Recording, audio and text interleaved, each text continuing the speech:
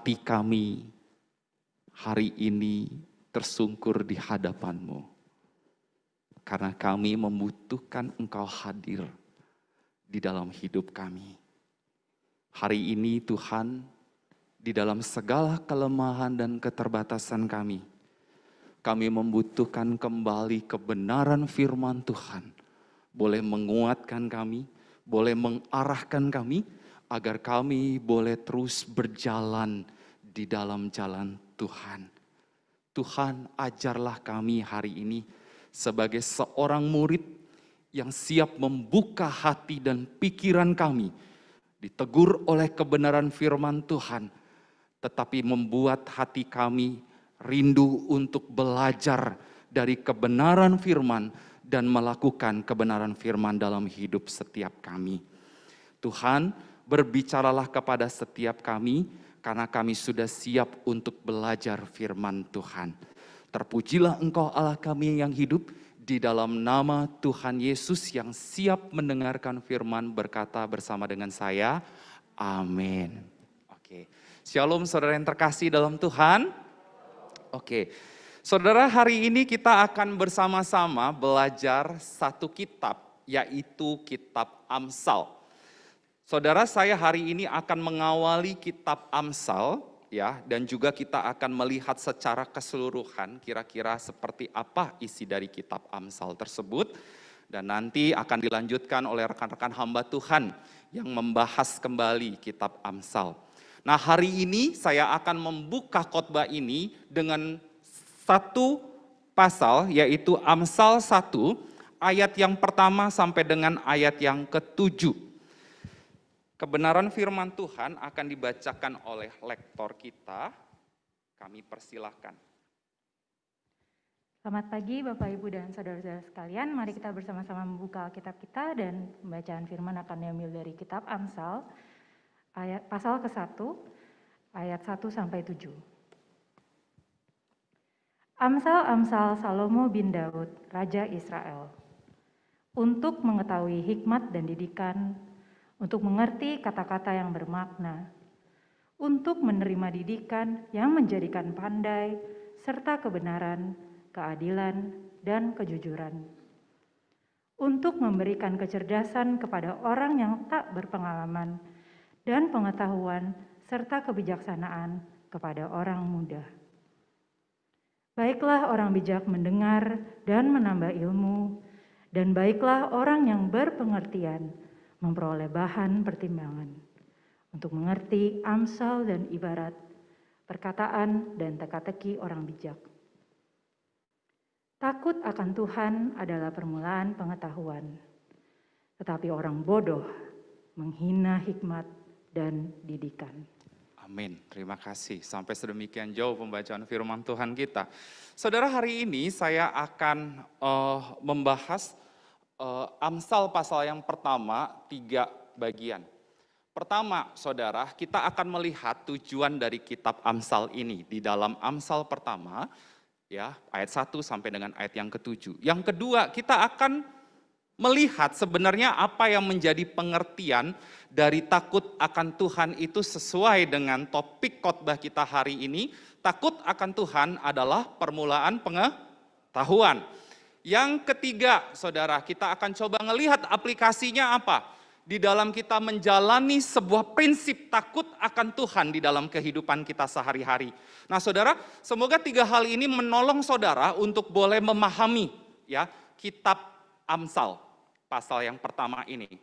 Nah, saudara yang terkasih dalam Tuhan, dunia begitu berkembang saat ini, ya, baik secara teknologi, baik ilmu pengetahuan, betul ya saudara ya.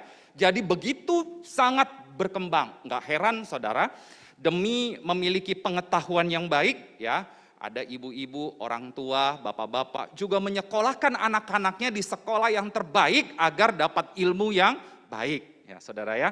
Tidak salah seperti itu. Sehingga anak-anak zaman saat ini terus berlomba-lomba untuk mengejar yang namanya sebuah prestasi di dalam hidupnya, ya. Tidak salah untuk melakukan akan hal itu. Tetapi saudara, yang perlu direnungkan adalah bagaimana kita itu sebagai anak-anak Tuhan tetap dapat melihat bahwa pengetahuan itu sendiri, ya, ilmu itu sendiri, asalnya itu dari siapa? Jelas itu asalnya dari Tuhan. Sehingga ilmu pengetahuan itu ketika kita sudah raih, itu tidak kita pakai untuk kepentingan diri kita sendiri. Atau kita pakai untuk melawan orang lain. Nah, seperti itu ya saudara ya. Melainkan dipakai untuk kemuliaan Tuhan. Nah saudara, kalau kita ngelihat Amsal, pasal yang pertama dimulai dengan ayat pertama, Amsal Salomo bin Daud Raja Israel. Gak usah diperdebatkan lagi, jelas yang buat Amsal ini adalah siapa? Salomo. Raja siapa? Bin Daud, Raja Israel. Nah saudara, jelas sekali kalau kita ngelihat sekilas dari kitab Amsal, kitab ini akan membawa kita untuk hidup senantiasa di dalam sebuah kesadaran bahwa Tuhan itulah yang mengatur kehidupan saudara dan saya. Ya. Dan kita perlu yang namanya tunduk kepada siapa? Kepada Tuhan. Dalam bagian Amsal ada mengatakan baik atau kaya maupun miskin itu sumbernya daripada siapa? Daripada Allah. Artinya apa? Di dalam kita menjalani sebuah kehidupan kita harus senantiasa melihat ya kepada Tuhanlah yang memberkati segala sesuatu. Tuhanlah yang memimpin jalan kehidupan kita. Dan disitulah kita perlu saudara pada satu titik mementingkan kepentingan Tuhan daripada kepentingan kita. Nah saudara yang terkasih dalam Tuhan, orang yang punya hikmat, orang yang berpengetahuan, itu adalah orang yang tahu bagaimana cara menerapkan firman Tuhan itu di dalam kehidupannya.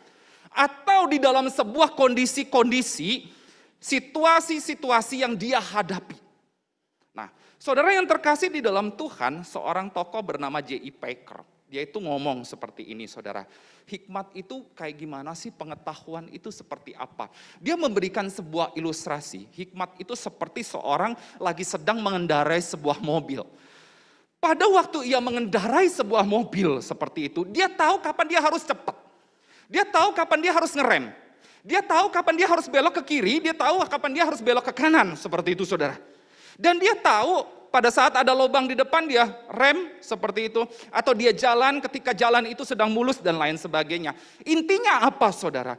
Dia tahu kapan harus menerapkan sebuah kebenaran. Di dalam setiap kondisi dengan tepat.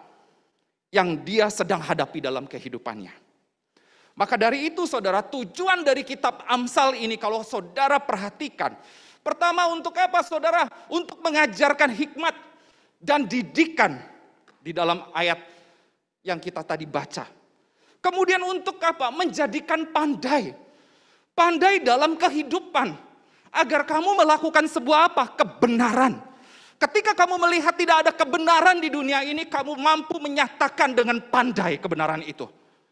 Ketika kamu melihat tidak ada lagi keadilan di dalam kehidupanmu, kamu mampu dengan pandai ya menyatakan keadilan. Ketika engkau melihat ketidakjujuran itu terjadi di tengah pelayanan, di tengah pekerjaan, kamu mampu dengan pandai untuk apa? Untuk berkata jujur. Nah, saudara, itulah tujuan, itulah dari tujuan kitab apa? Amsal ini. Untuk memberikan kecerdasan kepada orang-orang muda, orang-orang bijak. Dan ditutup di dalam ayat yang ke-7. Semua itu dasarnya kepada apa saudara? Takut akan Tuhan. Basicnya itu saudara. Semua dapat dilakukan. Kalau dasarnya orang percaya itu bisa takut akan Tuhan. Kalau kita berbicara tentang iman Kristen. Orang berpengetahuan, orang bijak, orang berhikmat. Mengerti saudara bagaimana dia menerapkan kebenaran firman Tuhan yang tiap kali dia dengar. Entah itu di komsel, entah itu di khotbah seperti itu. Dia tahu caranya menerapkan kebenaran firman Tuhan di dalam hidupnya. Dalam setiap kondisi yang dia alami dalam hidupnya. Apakah dalam kondisi itu baik, buruk, bergumul, ataupun di dalam kondisi mau mengambil sebuah keputusan-keputusan di dalam hidupnya. Dia mengerti bagaimana firman Tuhan, bagaimana menerapkan firman Tuhan itu dalam hidupnya. Itulah orang berhikmat, itulah orang yang pandai, itulah orang yang bijaksana, saudara. Saudara, maka dari itu, saudara, kalau kita melihat, inilah yang menjadi tujuan dari Amsal. Agar saudara dan saya sebagai para pembaca kitab ini dapat menerapkan sebuah kebenaran firman di dalam setiap kondisi kehidupan kita. Bukan mengandalkan yang namanya kehebatan kita. Bukan mengandalkan yang namanya pengetahuan, hikmat, kebijaksanaanmu. Melainkan menjadikan setiap orang percaya takut akan Tuhan. Saudara, tadi kita nyebutin takut apa? Takut akan Tuhan. Apa itu artinya takut akan Tuhan? Saudara, kitab Amsal memberikan banyak sekali definisi tentang takut akan Tuhan. Saya akan jelaskan secara singkat saja keseluruhan. Kitab Amsal menyebut akan takut akan Tuhan. Pertama dari ayat tadi, bahwa takut akan Tuhan adalah permulaan apa, saudara? Pengetahuan. Dan kalau saudara baca di dalam Amsal 2 ayat 5 sampai dengan ayat yang ke-6. Di situ dikatakan bahwa Amsal menyamakan hal takut dengan Tuhan itu dengan apa, saudara? Pengetahuan. Artinya apa, saudara? Takut akan Tuhan itu adalah sebuah pengalaman yang dalam. Dengan siapa? Dengan Allah.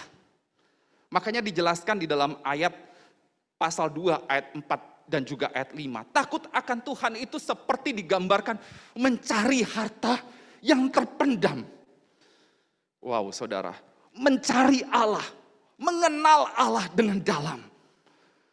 Itu yang Amsal jelaskan. Yang ketiga, saudara, di dalam Amsal 8 ayat 13. Takut akan Tuhan, di situ dikatakan apa, saudara? Saya akan baca buat saudara ya. Amsal 8 ayat 13 di situ dikatakan takut akan Tuhan ialah membenci kejahatan. Aku membenci yang namanya kesombongan. Aku membenci yang namanya kecongkakan, tingkah laku yang jahat, dan yang terakhir dalam ayat 13, mulut penuh dengan tipu muslihat. Nah, saudara, takut akan Tuhan digambarkan seperti ini oleh Amsal. Dia benci dengan yang namanya kejahatan. Isi dari kejahatan itu apa? Kesombongan, keangkuhan, tingkah laku yang jahat, mulut yang penuh dengan tipu muslihat. Itu pengertian yang Amsal berikan. Seterusnya, saudara, dalam Amsal 14 ayat 2 sampai 26 dan 27 seperti itu. Orang yang berjalan dalam kejujuran adalah orang yang takut akan apa? Tuhan. Dalam takut akan Tuhan akan ada ketentraman yang besar. Takut akan Tuhan itu adalah sumber daripada kehidupan. Dan yang terakhir ditutup, istri yang takut akan Tuhan dipuji-puji. Nah, saudara yang terkasih, ini satu definisi yang digambarkan secara keseluruhan oleh apa? Kitab Amsal. Dan kata takut yang dipakai dalam bagian keseluruhan kitab Amsal ini menggunakan kata yara. Ya, ira. Yang berasal dari kata dasar yare, artinya juga takut di dalam bahasa Ibrani. Dan saat ini banyak orang Kristen punya persepsi yang salah tentang mengartikan kata takut, saudara. Kebanyakan orang Kristen mendefinisikan takut itu karena taat sama Tuhan, takut dimarahin sama Tuhan. Nah, saudara yang terkasih dalam Tuhan, harusnya ketika kita takut dengan Tuhan, harus muncul dari apa? Dari diri. Ya, lahir dari hubungan yang dekat dengan Tuhan. Aku takut dengan Tuhan itu karena aku gak mau ngecewain Tuhan. Gak mau mengecewain apa yang Tuhan sudah lakukan dan kerjakan dalam hidupku. Bukan takut dimarahin sama Tuhan. Bila kita gaklah taat sama Dia. Melainkan kita takut karena memang betul kita mengasihi siapa? Tuhan kita. Saudara, menarik sekali di dalam Amsal pasal yang pertama ayat yang ke-7. Kita balik lagi, saudara. Takut akan Tuhan, takut di situ menggunakan kata asli dari yira. Artinya apa, saudara? Artinya adalah sikap hormat. Takut itu dalam bagian ini. sikap gentar, segan kepada siapa? Kepada Allah. Allah dengan karakter-karakternya yang kudus, yang mulia, yang berkuasa, yang tinggi. Takut akan Tuhan dalam bagian ini merupakan suatu ketakutan yang kudus, di mana sikap ini adalah dampak dari sebuah pengenalan anak-anak Tuhan, orang-orang percaya. Kalau dia betul-betul kenal Tuhan, dia tahu itu saudara. Dia bisa menghidupi sikap hormat, dia gentar dengan Tuhan. Karena dia mengenal Allahnya adalah Allah yang tinggi, Allah yang kudus, Allah yang mulia, Allah yang berkuasa. Berbeda sekali dengan pengertian takut yang dialami oleh manusia. Mungkin takut ular seperti itu. Ada yang takut ular saudara? Ada, saya juga takut saudara. Takut ketinggian, ada yang takut ketinggian? Ada? Nggak ada, saya juga takut seperti itu saudara. Ada yang takut apa lagi? Takut gelap? Ada? Ada. Ada yang takut terang? Ada yang takut terang saudara? Ada loh saudara. Ada loh orang yang takut terang seperti itu. Ada. Takut gelap sama takut terang. Wah. Jadi kalau kena sinar matahari seperti apa ya saudara? Dia takut. Jadi dia hidup di dalam kegelapan terus seperti itu ya saudara ya. Oke. Tetapi saudara, bagian ini sekali lagi saya simpulkan. Yira, ya takut adalah sebuah rasa hormat. Rasa kagum, tunduk kepada siapa? Allah yang adalah sumber dari segala sesuatu. Itulah arti takut, yirah dalam bagian ini. Untuk itulah saudara, kitab Amsal sekali lagi memberikan pengajaran tentang bagaimana sikap setiap orang percaya dalam menjalani kehidupan sehari-hari. Yang senantiasa harus difokuskan kepada siapa? Pengenalan akan Tuhan. Sehingga ketika seorang memperoleh pengenalan akan Tuhan secara benar, maka sikap takut akan Tuhan itu akan menjadi apa saudara? Gaya hidup setiap orang percaya. Saudara tidak kenal Tuhan, tidak bakal takut sama Tuhan. Apalagi menjadikan takut akan Tuhan itu gaya hidup orang percaya. Untuk itulah Amsal hari ini ingin menasehatkan kepada saya dan saudara. Fokuskanlah hidupmu kepada pengenalan akan Tuhan. Sehingga ketika kita memperoleh pengenalan yang benar, tahu siapa Tuhan kita, maka disitulah engkau takut akan Tuhan. Dan takut akan Tuhan itu akan selalu menjadi gaya hidup dari setiap orang percaya. Nah saudara yang terkasih dalam Tuhan, hari ini saya ingin merenungkan kira-kira apa saja prinsip yang harus dan perlu kita terapkan di dalam kehidupan kita sehari-hari. Secara khusus tentang prinsip takut akan Tuhan ini. Nah saudara yang terkasih dalam Tuhan, menarik sekali ya, takut akan Tuhan adalah permulaan pengetahuan. Saudara, poin pertama yang kita akan selidiki bersama, takut akan Tuhan adalah permulaan pengetahuan. Artinya saudara, yang paling utama yang harus ditundukkan adalah siapa saudara? Manusia, ya, dengan apa? Pengetahuan. Manusia harus sadar, manusia harus perlu tunduk kepada sumber daripada siapa? Pengetahuan itu sendiri, yaitu Allah. Mengapa saudara? Sebab pengetahuan manusia itu adalah pemberian daripada siapa? Allah. Hikmat, kepintaran, kebijaksanaan, pengetahuan yang saudara miliki itu bersumber dari Allah dan pemberian daripada Allah. Saudara kalau mau bandingkan di dalam Amsal 2 ayat yang ke-6. Di situ dikatakan karena Tuhanlah yang memberikan hikmat. Ya, Amsal 2 ayat yang ke-6. Karena Tuhanlah yang memberikan hikmat dan dari mulutnya datang pengetahuan. Datang lagi apa? Kepandaian. Artinya jelas sekali sumbernya itu adalah siapa? Adalah Tuhan. Saudara, ketika ilmumu, pengetahuanmu ya berkembang di dalam diri setiap kita. Yang mana kalau kita tahu saudara sama-sama pengetahuan itu mampu mengobservasi, mengidentifikasi, memberikan sesuatu untuk menjelaskan banyak hal yang teoritis seperti itu. Itulah kepintaran, itulah hikmat, itulah pengetahuan seperti itu saudara. Bahkan dia bisa menjelaskan kenapa terjadi hal ini, kenapa terjadi bencana. Itu orang-orang pintar yang punya pengetahuan yang tinggi yang bisa menjelaskan secara teoritis.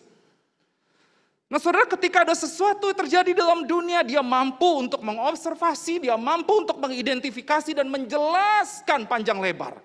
Kenapa itu bisa terjadi? Maka dari itu saudara, ketika ilmu pengetahuan itu sudah menjadi metode yang terus dipakai oleh siapa? Manusia. Ya, dipakai manusia untuk mendapatkan sebuah pengertian, penjelasan yang jauh lebih besar tentang segala sesuatu yang ada di dunia ini, yang ada di alam semesta ini. Tetapi yang perlu setiap kita sadari adalah bahwa ilmu pengetahuan, hikmat kebijaksanaan itu ya adalah anugerah daripada Allah semata. Manusia seringkali lupa dengan yang namanya pemberian Allah. Ketika kehebatan, ketika kecanggihan daripada ilmu, pengetahuan itu telah hidup dan menguasai setiap manusia. Ya, lalu itu menonjol dalam diri manusia. Apa yang terjadi saudara? Di sanalah manusia sudah mulai merasa sombong, merasa angkuh bahwa semua ini adalah jerih payah, kerja keras, dan manusia mulai kembali sombong, angkuh lagi.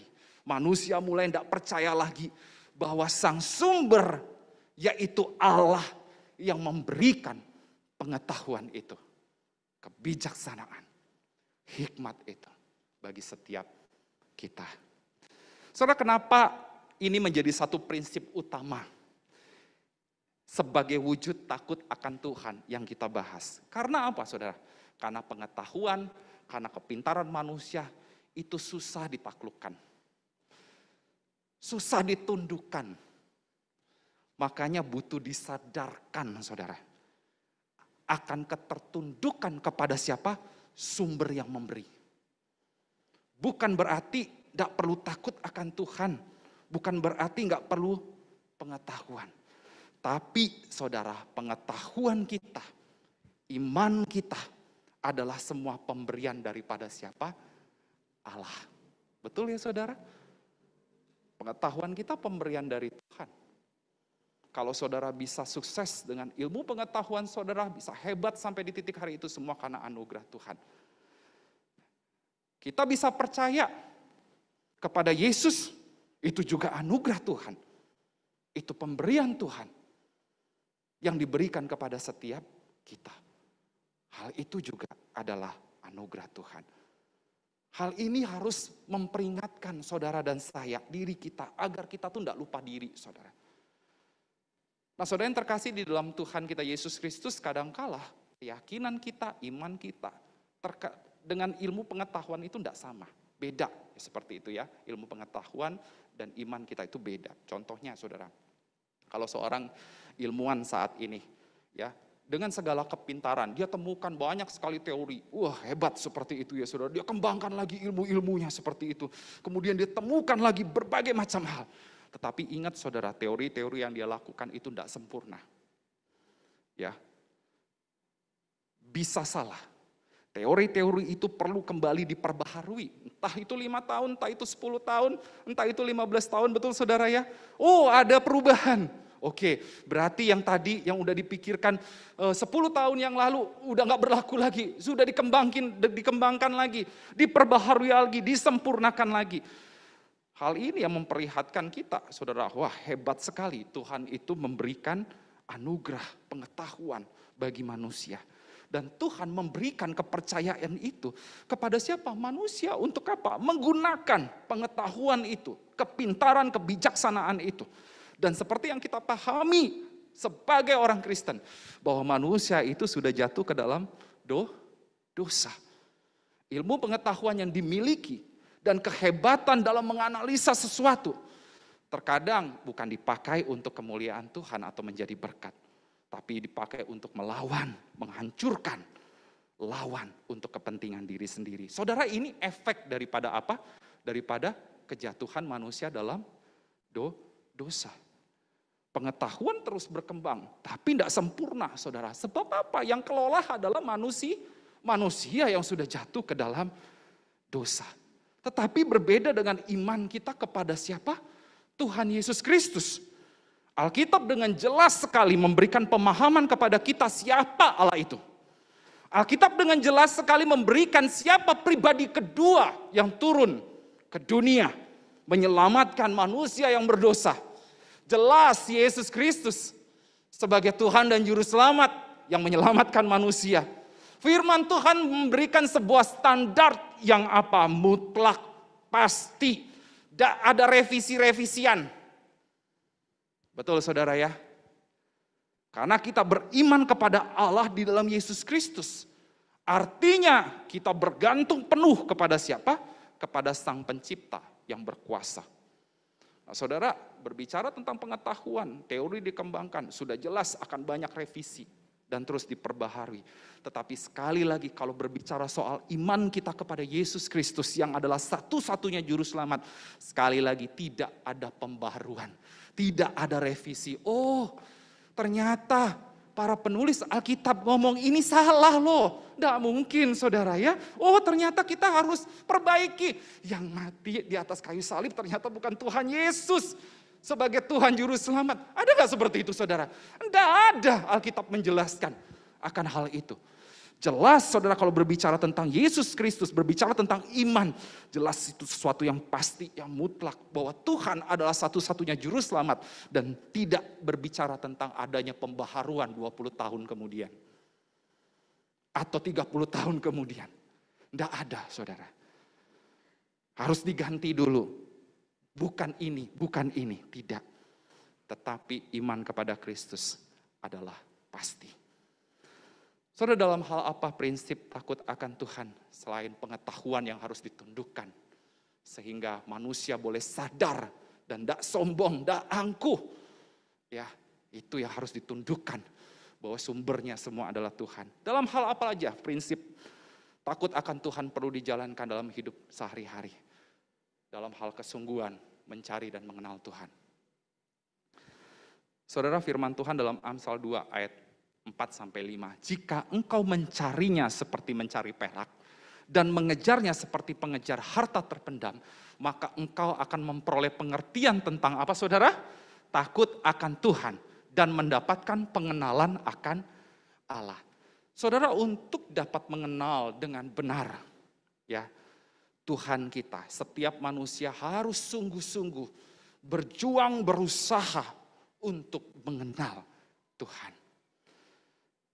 Kitab Amsal memberikan sebuah gambaran mengenai setiap orang yang memiliki pengertian tentang takut akan Tuhan. Seperti seorang yang mencari perak, ya, mengejar harta yang terpendam. Itulah usaha setiap manusia, ya, mengejar sesuatu hal yang berharga. Ya, demikianlah kita pun mengejar Tuhan. Tuhan yang berharga nggak dalam hidup kita? Disitulah kita berjuang, berusaha untuk mengenal Dia, mengejar Dia. Sehingga kita betul-betul mengenal Tuhan kita. Ketika seorang mengenal Tuhan dengan benar, maka seorang tersebut saudara akan mendapatkan pengertian tentang siapa Tuhan. Sehingga disinilah kita dapat melihat sebuah kesadaran dari orang percaya untuk menghormati Tuhan yang dia sembah. Saudara, pada dasarnya Allah itu bukanlah pribadi yang sulit dikenal oleh manusia. Betul ya saudara ya? Dia Allah yang dapat dikenal melalui apa? Baca firman Tuhan. Melalui apa? Doa. Melalui puji-pujian penyembahan kita di hadapan Tuhan. Saudara, melalui itulah kita dapat mengenal Dia secara pribadi. Yang terakhir saudara, bagaimana pada akhirnya kita boleh mempercayai Tuhan. Prinsip takut akan Tuhan adalah dalam kehidupan sehari adalah di mana kita mempercayai siapa? Tuhan sebagai satu-satunya sandaran kita. Di situ dikatakan Amsal 3 ayat 5, percayalah kepada Tuhan dengan segenap hatimu dan janganlah bersandar ya kepada pengertianmu sendiri. Saudara, setiap orang Kristen yang percaya diperingatkan, diarahkan, dituntun, diperintahkan untuk percaya sepenuhnya kepada Tuhan, bersandar kepada Tuhan, tidak lagi mengandalkan atau bersandar kepada pengertian, kehebatan, pengetahuan di poin yang pertama, seperti itu. Tetapi mempercayai Allah sebagai satu-satunya sandaran kita. Saudara yang terkasih, setiap orang yang mau berjalan dengan kekuatannya sendiri, dia tidak mengenal siapa Tuhannya. Bahkan merupakan orang yang tidak menghormati dan menghargai siapa Tuhan dalam hidupnya. Saudara, perintah ini menjadi sebuah perintah peringatan terhadap setiap kita yang bersandar kepada perasaan kita kadangkala, yang terus bersandar kepada kekuatan diri kita. Bersandarlah pada Tuhan. Berarti ketika engkau bersandar kepada Tuhan, engkau mengenal Dia melalui apa? Firman-Nya, melalui doa dan puji-pujianmu kepada Tuhan. Saudara, teruslah membangun sebuah kehidupan yang beriman kepada Yesus. Sehingga dalam perjalanan imanmu, Roh Kudus akan membantu engkau, mengingatkan engkau, menuntun engkau. Makin hari, makin tetap terus hidup di dalam jalannya Tuhan. Makin hari, makin diberikan semangat untuk mengenal Tuhan. Makin hari, makin disadarkan untuk apa?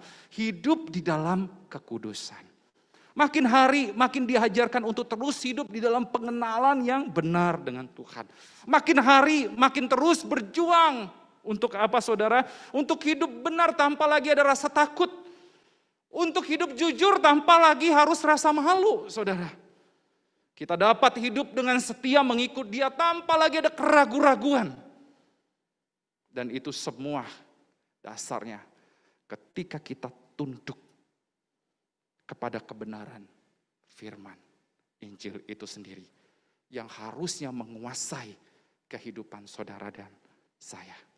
Maka dari itu saudara, saya rindu hari ini kita boleh terus merelakan hati kita, pikiran kita, hidup kita ini dipimpin oleh Roh Kudus. Dikoreksi oleh kebenaran firman Tuhan. Di mana kebenaran firman Tuhan itu bermanfaat buat apa saudara, kata Timotius? Bermanfaat untuk mengajar. Bermanfaat untuk apa? Menyatakan kesalahan. Memperbaiki apa saudara? Kelakuan. Mendidik orang apa saudara? Di dalam kebenaran. Saudara, teruslah dengan sungguh mengenal Tuhan.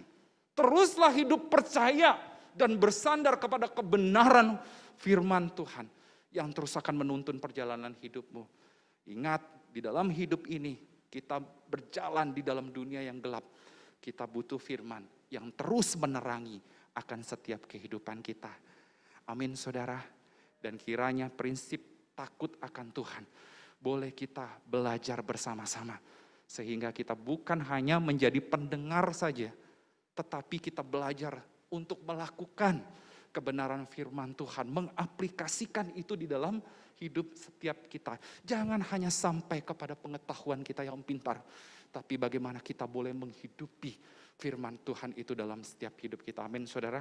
Kita tundukkan kepala, kita berdoa.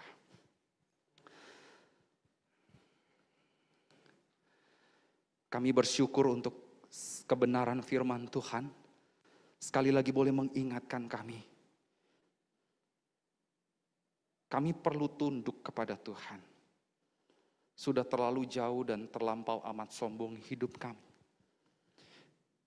Kami perlu mencari Tuhan, mengenal Tuhan lebih dalam. Kami perlu bersandar penuh kepada Tuhan. Tuhan, kami bersyukur kalau hari ini kami diingatkan oleh Amsal Salomo. Terima kasih melalui kebenaran ini Tuhan terus mengajar kami, menuntun kami untuk boleh menjadi pribadi-pribadi yang takut akan Tuhan, yang tunduk kepada Tuhan, yang terus mencari Tuhan. Dan di dalam hidup kami tetap terus bersandar kepada Tuhan. Tuhan, terima kasih untuk kebenaran itu. Terus teguhkan kami, agar kami makin hari makin hidup takut akan Tuhan. Makin hari hidup kami makin terus jujur di hadapan Tuhan. Di hadapan sesama kami tanpa lagi ada rasa malu. Makin hari kami makin tetap terus hidup setia di dalam mengikut Tuhan, tanpa lagi ada keraguan-raguan mengikut Tuhan. Tuhan, terus tanamkan hal ini di dalam diri setiap kami.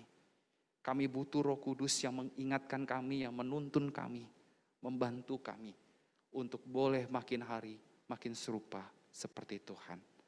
Terima kasih untuk kebenaran firman-Mu. Dan teruslah firman-Mu berbicara kepada kami dan mengingatkan kami. Terpujilah Engkau Allah kami yang hidup di dalam nama Tuhan Yesus. Kami berdoa. Amin.